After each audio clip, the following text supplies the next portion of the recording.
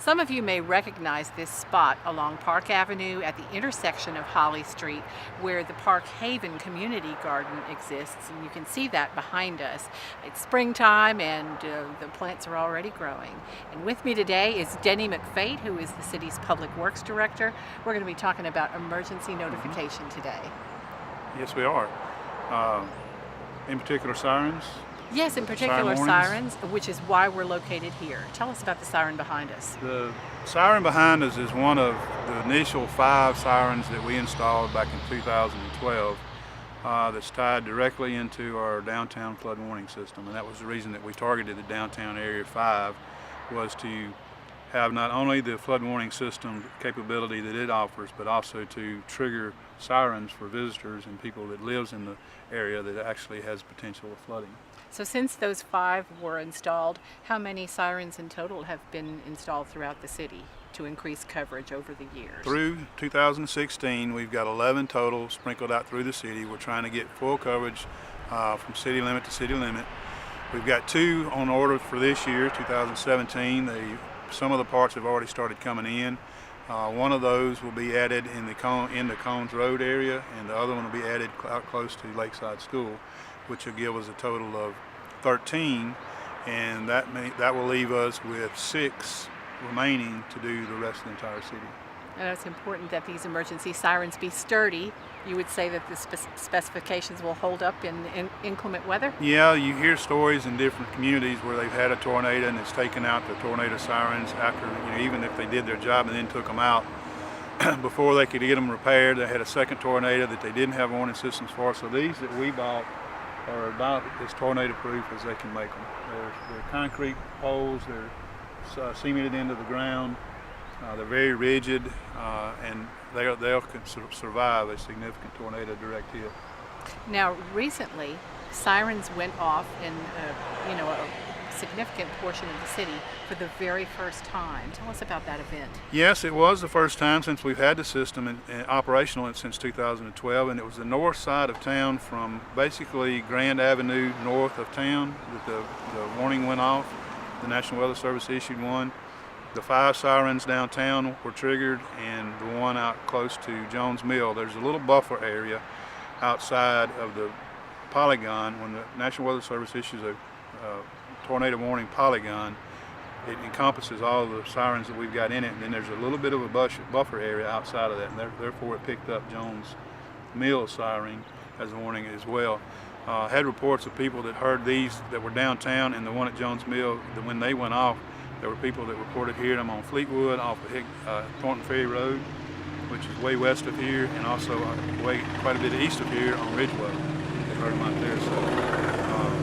And we've got some closer to those areas that didn't go off. So if they hear them from the ones downtown, they're doing their jobs. So it actually exceeded the city's coverage Much projections. exceeded. A lot of that has to do with the terrain. If you've got a good valley flow, wind direction that can carry it further, and how loud it is or lack of noise around you where you're at. Now when a siren goes out, what typically does the public hear? We have like 8 different tones. The siren tone for a severe thunderstorm or a tornado is the wail, just like you hear on TV from other communities when you hear the siren system go off, or people make mention of the siren going off. It's that wail of sirens that you hear. This particular siren here has a range of about half a mile. The 2 that we're installing this year have more heads on them, and they have a range of 1 mile radius. Amazing. Okay, so testing is involved on a regular basis. Every Wednesday they automatically test themselves. Every day they generate a report through the computer via satellite to us, and we get a report on whether they're talking. It just says, hey, I'm here, and that's basically what it does every day.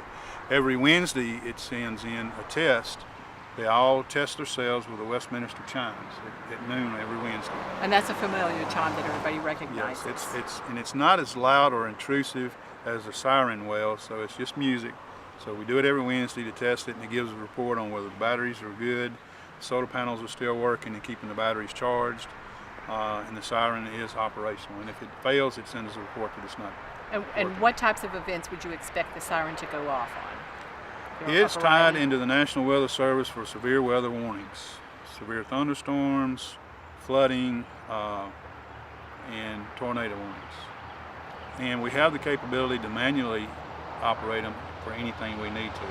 If there's a chemical spill nearby, the fire department can log on to it, do voice messages over it. If for some reason the two backup functions we have for the flood warning system fails to do it automatically, we can do it manually through the fire department. So there's a multitude of things. You can make announcements, community service announcements over it in specific areas. You can pick which ones you want to use to make those announcements. We haven't done any of that yet, but it has that capability.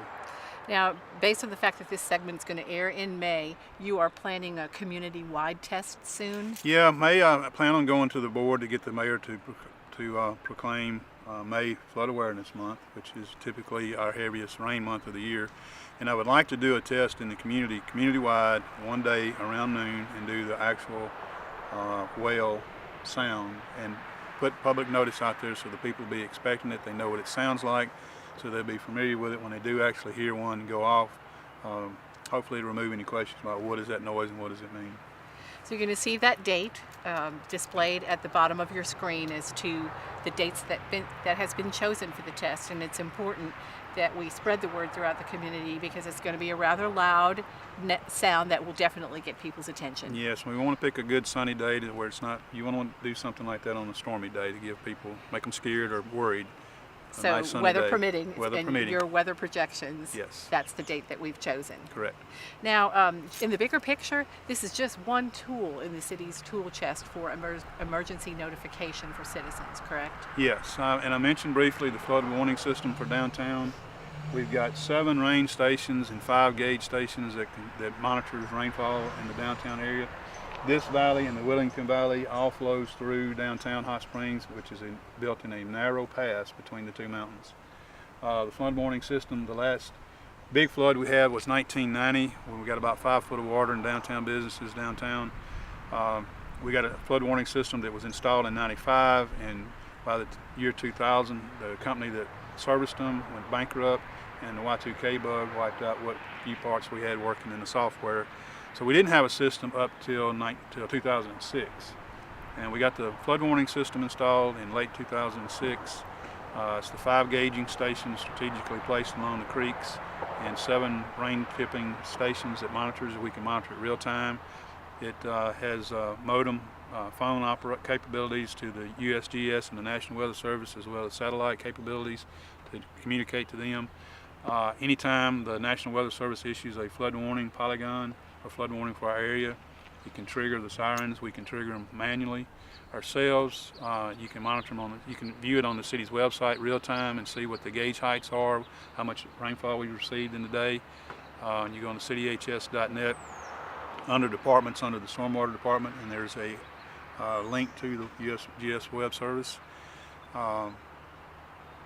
And I guess that's pretty much it. We have a partner with USGS that they maintain them and own them, and we pay a yearly fee for that maintenance service. Well, that's an absolutely vital function of public works and stormwater for the city because of our vulnerability, possibly, to floods in the area. Hot Springs has a history dating back into the late 1800s of downtown flooding, because the tunnel that was built in the late 1800s that allowed for Central Avenue to be built as it is today will only carry a 10-year rain event. So when we get really heavy rains in these two valleys, there's nowhere for the water to go but down through that pass. And we have used grant funds in recent years to improve the tunnel in every way possible. Over $500,000 worth of maintenance work we've done in the last 3 years probably on it. Those are a lot of areas to touch on regarding ways that we try to protect the public in emergency situations. And in a future segment, let's get together again to talk about the capabilities of Code Red and how it has been enhanced in recent years. We're referring to the city's emergency notification system, where you can be notified by phone, text, email, or a combination of thereof, and it can be used in a variety of situations. That's a good thing about it. Yes, so we'll talk about Code Red in depth, because that largely involves you, citizens, signing up and choosing the ways that you'd like to be notified that would be best for you and your family. Right. Well, thank you so much for Thank you joining for us having me. today. These towers, now that we've talked about it, these emergency notification devices behind you, you'll notice them throughout the city, and they're a reminder of the ways that the City of Hot Springs is protecting you and your family. Next week, we'll bring you more city news.